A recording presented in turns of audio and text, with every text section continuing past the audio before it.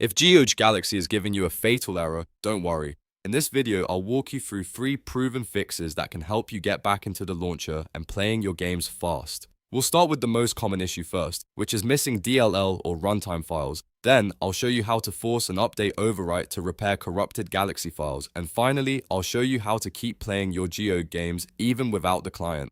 If this video helps, be sure to hit like and subscribe for more quick tech fixes like this. Let's get started. The first thing you want to check is whether the error is being caused by missing DLL files or broken runtime components. A lot of fatal errors in Gog Galaxy happen because the launcher depends on Microsoft Visual C Redistributables, and if those files are missing or outdated, Galaxy may fail to open properly. To fix that, open your browser and go directly to Microsoft's official support or Microsoft Learn page for the latest Visual C Redistributable package. Make sure you download the correct version for your system and install the latest supported runtime. Once the installation finishes, restart your PC completely. This step is important because it refreshes the system and makes sure the new runtime files are loaded correctly.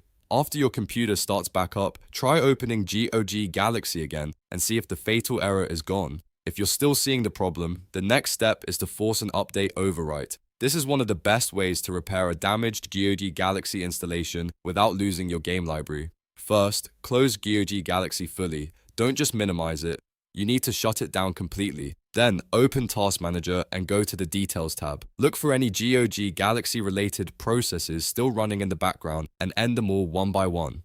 This makes sure the launcher is completely stopped before you reinstall it. Now download and run the Gog Galaxy Web installer. When the installer asks where to install, choose the exact same location where Gog Galaxy is already installed. This is the key part, because installing it in the same folder overwrites corrupted launcher files while keeping your installed games and data intact. Let the installer finish the repair process, then launch Gog Galaxy again and check whether it opens normally.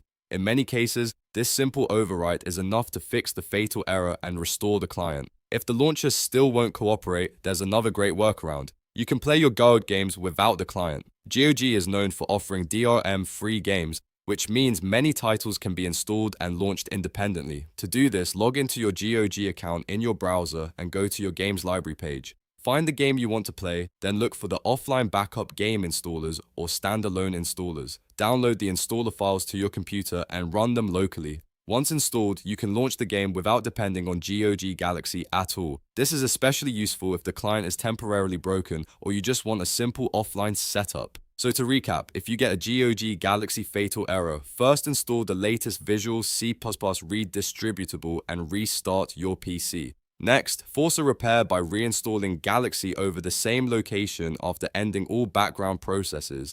And if you need an immediate workaround, download the offline backup installers and play without the client. Hopefully one of these fixes gets you back in the game right away. If this tutorial helped you out, please give it a like and subscribe for more easy, step-by-step fixes. Thanks for watching and I'll see you in the next one.